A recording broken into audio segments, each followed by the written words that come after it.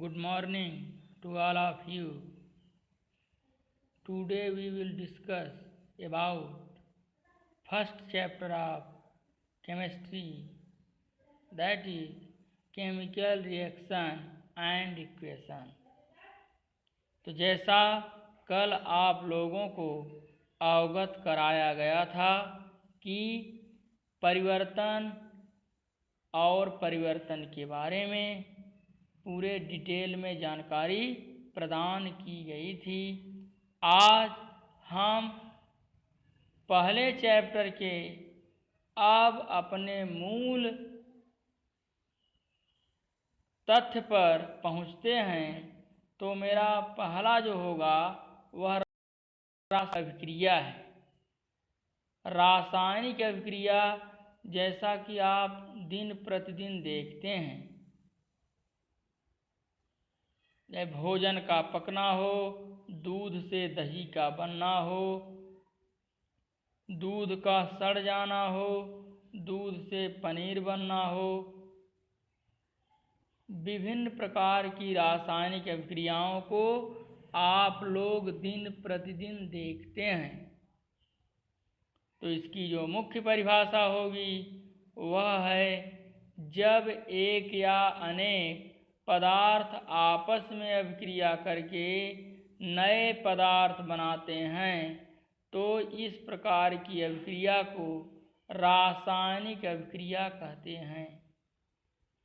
परिभाषा फिर से देखा जाए, जब एक या अनेक पदार्थ आपस में अभिक्रिया करके नए पदार्थ बनाते हैं तो इस प्रकार की अभिक्रिया को रासायनिक अभिक्रिया कहते हैं। रासायनिक अभिक्रिया के उदाहरण के तौर पर आप लोग देखेंगे तो जैसे कागज का जलना है वह भी रासायनिक अभिक्रिया है, दूध से दही बनना वह भी रासायनिक अभिक्रिया है, दूध का फट जाना वह भी रासायनिक अभिक्रिया है, भोजन को कुछ घंटे तक खुले में रख देने से उससे दुर्गंध आती है, यह भी रासायनिक अभिक्रिया है। तो इस किताब के माध्यम से देखेंगे तो जो उदाहरण होगा आपका, जैसे नौसादर पर चूना मिलाकर, लेकिन यहाँ गलत लिखा है किताब में, तो इसे बनाना होगा नौसादर पर बुझे चूने की क्रिया द्वारा, बुझे चूने की प्रक्रिया या क्रिया द्वारा हम अमोनिया गैस बनाते हैं। यह अमोनिया बनाने की प्रयोगशाला विधि भी है। तो आप देख रहे हैं रिएक्शन मैंने अलग से लिख दिया है, आप आसानी से इसे देख सकते हैं। हमने लिखा है calcium hydroxide CaOH twice plus 2NH4Cl, ऊपर तीर के हमने डेल्टा बनाया है, उसके आगे लिखा है CaCl2 plus 2NH3 plus 2H2O। आप वीडियो के माध्यम से देख रहे होंगे कि यह हम लोगों का संतुलित रासायनिक समीकरण है। अब इस समीकरण को समझने के लिए हमें देखना होगा कि कैल्शियम हाइड्रोक्साइड है वह दो खंड में टूटेगा, Ca प्लस 2OH पर माइनस। फिर इसके आगे देख रहे हैं अमोनियम क्लोराइड टूटेगा 2NH4Cl में प्लस 2Cl पर माइनस में।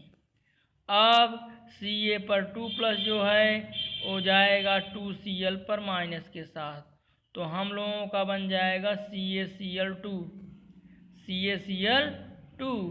फिर देख रहे हैं आप 2OH पर माइनस है, यह जाएगा 2NH4 पर प्लस के पास, तो हम लोगों का 2NH4OH बन जाएगा, जो कि अति दुर्बल हाइड्रोक्साइड है। यह ब्रेक हो जाएगा 2NH3 और 2H2O में। तो इस प्रकार हमारे रासायनिक अभिक्रिया के उदाहरण के तौर पर यह रासायनिक समीकरण लिखा गया है।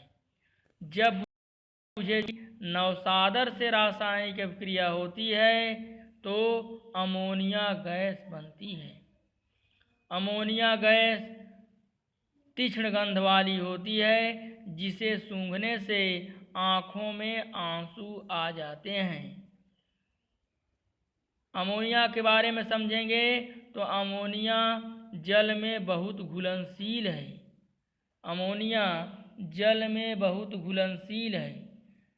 1 लीटर पानी में 14 लीटर अमोनिया घोली जा सकती है। क्यों? क्योंकि अमोनिया जल के साथ हाइड्रोजन बंध का निर्माण करती है, इसलिए जल में अधिक अमोनिया घुल सकती है। रासायनिक अभिक्रिया के दूसरे उदाहरण के तौर पे आप देखेंगे तो मीथेन का दहन है।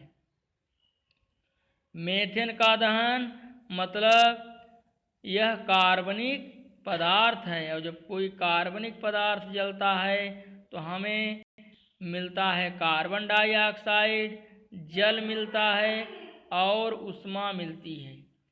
कार्बन डाइऑक्साइड, जल और ऊष्मा मिलती है। यह जो भी कार्बनिक पदार्थ जलेगा, हम एलपीजी यूज करते हैं तो उसके जलने पर भी कार्बन डाइऑक्साइड, जल और ऊष्मा बनेगा। केरोसिन तेल यूज करते हैं, उसके जलने पर भी कार्बन डाइऑक्साइड, जल और ऊष्मा बनेगा।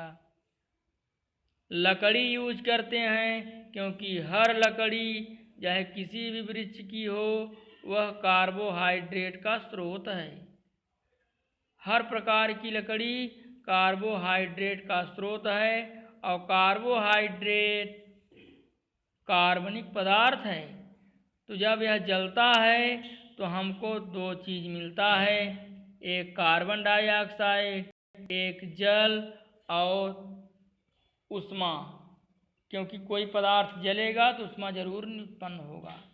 तीसरे उदाहरण के तौर पर हम लोग देखें तो कोयले का दहन है। कोयले के दहन में C+O2, तीर के आगे CO2 प्लस 94 किलो कैलोरी। 12 ग्राम कोयले को जलाने पर 94 किलो कैलोरी ऊष्मा प्राप्त होती है। 12 ग्राम कोयले से 94 किलो कैलोरी ऊष्मा प्राप्त होती है। फिर इसके बाद देखेंगे चौथे रासायनिक अभिक्रिया के उदाहरण के तौर पर तो सोडियम क्लोरेट है। पोटेशियम क्लोरेट को हम जब गर्म करते हैं तो हमें मिलता है पोटेशियम क्लोराइड और ऑक्सीजन गैस। इसी रासायनिक समीकरण द्वारा सीले साहब ने ऑक्सीजन को प्रयोगशाला में बनाया था। इस प्रकार 5वें उदाहरण के तौर पर आप देख रहे हैं कि जिंक है, सल्फ्यूरिक अम्ल है। तो सल्फ्यूरिक अम्ल में हम डाइल्यूट लिखेंगे DIL, डाइल्यूट माने तन। तो जिंक की जब रवे को सल्फ्यूरिक अम्ल के डाइल्यूट सॉल्यूशन में डाला जाता है तो जिंक सल्फेट बनता है और हाइड्रोजन गैस बनती है। तो इस प्रकार ये सब कुछ उदाहरण हैं। एक बार मैं वीडियो के माध्यम से मैं सारे उदाहरण को फिर रिपीट कर दे रहा हूँ, जिससे विविध प्रकार की रासायनिक अभिक्रियाओं के उदाहरण में आपको कोई दिक्कत न हो। देख सकते हैं कि इसमें आपको मिला है क्या रासायनिक अभिक्रिया है, कैसी रासायनिक अभिक्रिया है, यह सब आसानी से आप देख सकते हैं। अब कैसे कैसे बना है आराम से सीख भी सकते हैं। दूसरे उदाहरण की ओर चलेंगे तो मीथेन है। मीथेन का दहन, मीथेन के दहन में रासायनिक अभिक्रिया लिखी गई है और संतुलित है। आप देख सकते हैं संतुलित है। फिर कोयले का दहन है, यह भी संतुलित है। फिर इसके बाद पोटेशियम क्लोरेट है, यह potassium chlorate, potassium chlorate, potassium chlorate, यह है पोटेशियम क्लोराइड बन गया, ऑक्सीजन गैस में निकल गई। फिर जिंक है, सल्फ्यूरिक अम्ल है, जिंक सल्फेट है, हाइड्रोजन गैस प्राप्त हो गई। तो इस प्रकार हमने देखा कि रासायनिक अभिक्रिया क्या है और इसके कौन कौन से उदाहरण हैं। अब रासायनिक अभिक्रिया के अवयव की बात करते हैं। तो रासायनिक अभिक्रिया के दो अवयव हैं, एक है अभिकारक, दूसरा है क्रियाफल या उत्पाद। रासायनिक अभिक्रिया में भाग लेने वाले पदार्थों को अभिकारक कहते हैं तथा उस अभिक्रिया में बनने वाले पदार्थों को क्रियाफल या उत्पाद कहते हैं। कहा यही इसकी परिभाषा भी है। अभिकारक का मतलब रासायनिक अभिक्रिया में भाग लेने वाले पदार्थ, उत्पाद का मतलब या क्रियाफल का मतलब रासायनिक अभिक्रिया में बनने वाले पदार्थ। अभिकारकों की प्रकृति एवं परस्पर क्रिया की भिन्नता के आधार पर अनेक रासायनिक अभिक्रियाएं होती हैं। किसके किसके आधार पर? अभिकारकों की प्रकृति एवं परस्पर क्रिया की भिन्नता के आधार पर अनेक अभिक्रियाएं होती हैं, जो कि आप इस चैप्टर के माध्यम से देखेंगे। अब हम लोग इसी पर इसे समाप्त करते हैं, क्योंकि वीडियो हो जाएगा बहुत लंबा, जिससे समझने में दिक्कत आएगी। तो आप आसानी से समझ लीजिए। अगर कोई दिक्कत होती है तो हमें कमेंट के माध्यम से अवगत कराइए, तो हम कल इसके आगे शुरू करेंगे। लेकिन अगर कमेंट आया होगा तो उस कमेंट का उत्तर देते हुए हम लोग अगली हेडिंग रासायनिक अभिक्रिया की पहचान पढ़ेंगे। तो आप देखेंगे कि कैसे हम पहचान पाएंगे कि रासायनिक अभिक्रिया है या नहीं है। आप सबको बहुत बहुत धन्यवाद।